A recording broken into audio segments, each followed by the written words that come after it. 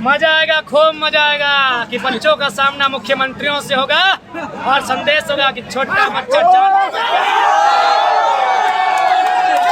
बिल्कुल मुख्यमंत्रियों से कहिए अपने समाज में आए, क्योंकि हमारा कभी इज्जत बना नहीं है। आपके अपनी इज्जत के ताने के बहाने बढ़ सकते हैं माननीय मुख्यमंत्रियों, इसलिए संभल के आए, समाज के साथ आए, क्योंकि जनता अब 2024 के लिए तैयार है। जयराम 24 में जयराम धनबाद लोकसभा से चुनाव लड़ेंगे। देखिए जनता तय करेगी। मैंने पहले कहा हम लोग थप्पा वाला लीडर नहीं बनेंगे, जनता जहाँ से बुलाएगी हम लोग वहाँ से आएंगे। जयराम जी आपके 2.5 घंटे के पूरे अभिभाषण में आपने सिर्फ धनबाद का जिक्र किया है। क्या 14 लोकसभा में आप चुनाव नहीं लड़ेंगे या सिर्फ धनबाद ही आपका फोकस रहेगा? देखिए इनडायरेक्ट रूप से हमने सभी लोकसभा सभी विधानसभाओं को संदेश दे दिया है और लगभग हम लोग हर जगह उदाहरण देते हैं।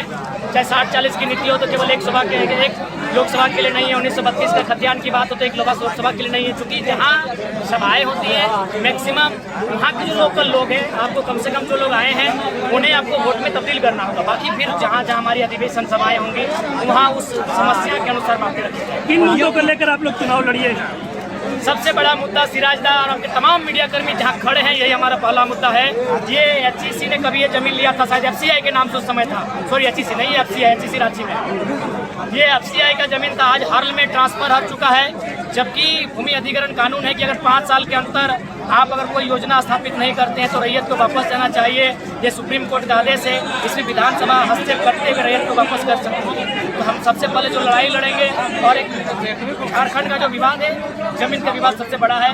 आप देख सकते हैं जो आज पाईपट्टी का मैदान है, एफसीआई का मैदान, ये लगभग कई हजार एकड़ों में फैला हुआ है। तो कहीं ना कहीं विस्थापितों की दर्द पीड़ा को आप समझना होगा और यही हमारा सबसे पहला मुद्दा होगा। बहुत से लोग जयराम जी आपने अपने पहले संगठन के पहले अधिवेशन के लिए आपने दरियापुर को क्यों चुना, कोई खास वजह है?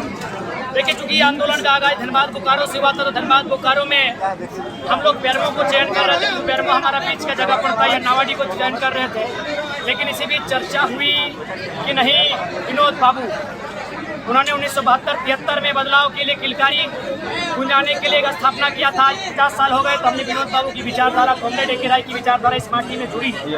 यहाँ के कण कण में, यहाँ के रग रग में, यहाँ के जर्रे जर्रे में, यहाँ की हवाओं फिजाओं में उनकी विचारधारा है। दोनों की जो विचारधारा है वो समाजवाद साम्यवाद की विचारधारा है, समानता की विचारधारा है, कैपिटलिज्म के विरोध विपरीत जाकर एक विचारधारा को स्थापित करती है जो एक आम व्यक्ति के विकास के लिए, उन्नति के लिए सोचती है। तो हमें लगता है उस विचारधारा से बेहतर कोई विचारधारा नहीं हो सकती है।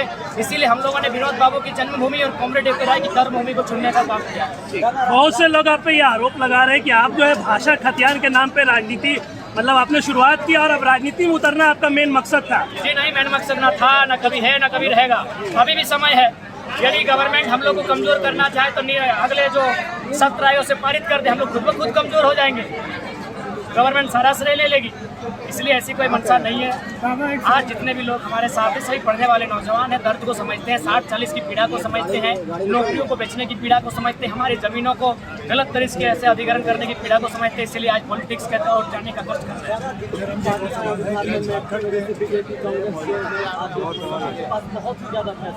पैसों से मतलब वो लोग तरीके कुछ भी कर सकता, तो ऐसे में आप कैसे एक्सेप्ट कीजिए? देखिए मेरा मानना है कि हम लोग जैसा आज का अधिवेशन हुआ, जब ऐसा अधिवेशन प्रत्येक विधानसभा में होगा तो मुझे लगता है एक बदलाव की उम्मीद हम लोग देखेंगे। अगला अधिवेशन कहाँ हो सकता है? चर्चा ये चल रही है, राजधानी में होगी या तो फिर कोल्हान के क्षेत्र में होगी या फिर पलामू प्रमंडल में होगी, क्योंकि पलामू प्रमंडल भोकाल टीवी का घर है और भोकाल तो खूब मचाते हैं, लेकिन पलामू प्रमंडल में हम लोग भोकाल नहीं मचा पाए हैं, इसलिए हम लोग पलामू प्रमंडल की दिशा में बढ़ेंगे। जयराम जनता बोल रही है, जयराम यहाँ की जनता बोल रही है सीएम के रूप में देखना चाहते हैं, तो क्या झारखंडी भाषा कल्याण संघर्ष समिति है वो मेयर पद पे या वार्ड के स्तर पर कोई अधिकृत? निश्चय ही जब आप चुनाव की हम लोग बात ऑफिशियली कर चुके हैं तो निश्चय ही हम लोग अपनी ताकत के अनुसार वार्ड पार्षद और जहाँ तक हमारी शक्ति संभव होगी हम लोग वहाँ तक पहुँचेंगे, चुनाव को लड़ेंगे। आपका यहाँ की जनता बोल रही है कि सीएम के रूप में देखना चाहते हैं और टाइगर को अगला सीएम है, तो आप लोग लोकसभा में क्यों ऐसा तैयारी कर रहे हैं? लोकसभा हमारा वार्म अप है और चूंकि हमारा तो नियम है कि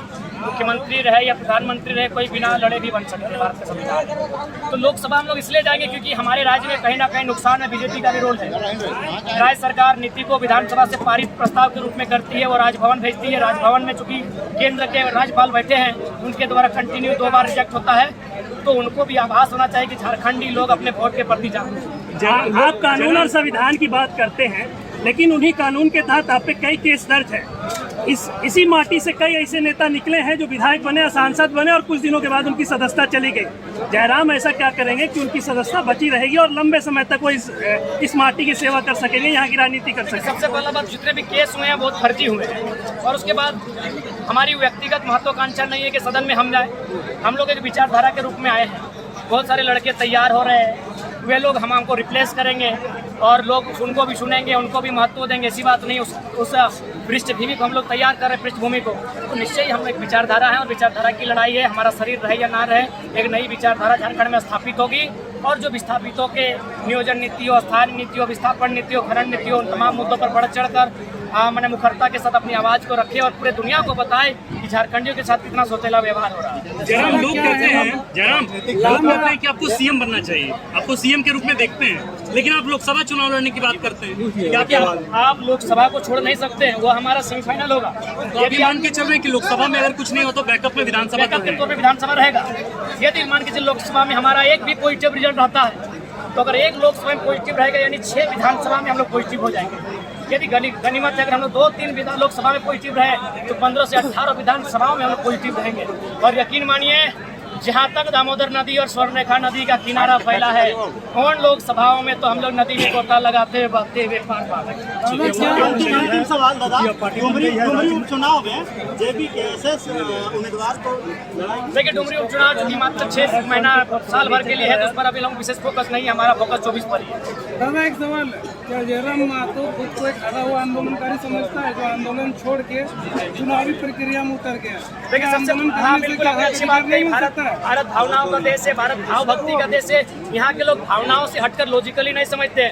हम लोग कहते हैं कि नेताजी को क्रांतिकारी होना चाहिए, भगत सिंह को क्रांतिकारी होना चाहिए, और आज फिर कहते हैं कि काश नेताजी जिंदा होते, आजाद भारत की कैबिनेट में मंत्री पद होते तो आज ये दशा नहीं होती। दैट मीन्स जो आंदोलन करते हैं, जो क्रांतिकारी हैं, उन्हें राजनीति की बागडोर संभालनी होगी, नहीं तो फिर यही अनपढ़ जाहिल लोग आंदोलन करेगा कोई और, पढ़ा लिखा PhD करने वाले, MA MTech करने वाले छात्र और अंगूठा छाप मंत्री बन के आएंगे। अच्छा, बीजेपी कांग्रेस के अलावा झारखंड में कई झारखंडी पार्टी है, जिसमें JMM है, आजसू है, इसके अलावा भी और कई पार्टी है।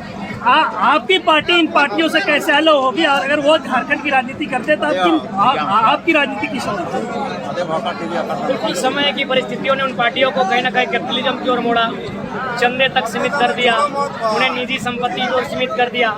इसीलिए बार बार हम चयन करते हैं कि आज एक ऐसी विचारधारा को स्थापित करनी होगी जिस विचारधारा में कम से कम धन की लालसा नहीं हो, संपत्ति की लालसा नहीं हो, धनाढ़ लोगों के साथ संबंध बनाने की लालसा नहीं हो, मिट्टी से जुड़े होने की लालसा हो। और हम लोगों ने दिखाया, पूरे भरी सभा में हम लोग माताओं बहनों के साथ जमीन पर बैठे थे।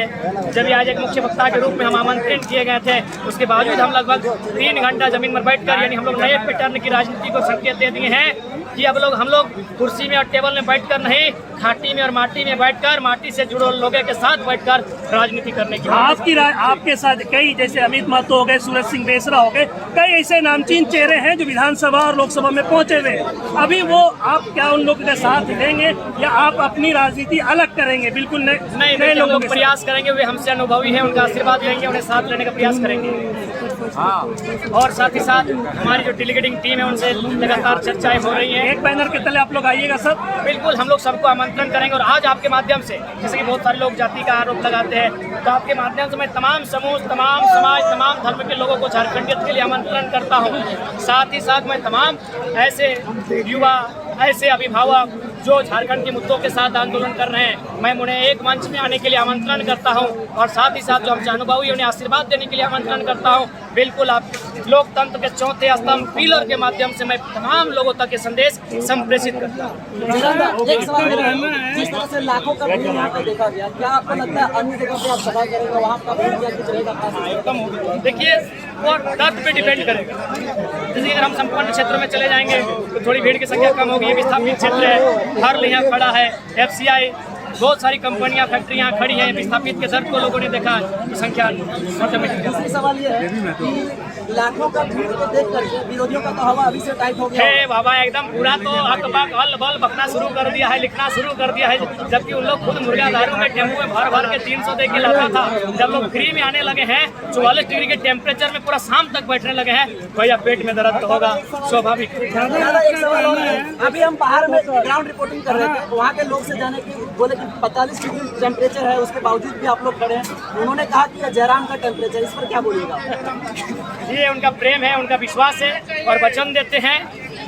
इस राज्य में जैसा हमें सूचना मिली है, एक मुंडा जी हैं तमाड़ क्षेत्र से, एक आपका गुरदास चटर्जी हैं निरसा क्षेत्र से, एक महेंद्र जी हैं आपका बगोदर क्षेत्र से और एक सांसद सुनील महतो, 4 लोगों की हत्याएं हुई हैं। मतलब MP MLA रहते जैसी सूचना हमें मिली है। हम लोग 5वां बनने से पीछे नहीं हटेंगे। जब जनता ने प्रेम दिया है तो अपने रक्त की आहुति देकर, अपने प्राणों की आहुति देकर उसे चुकाएंगे तमाम।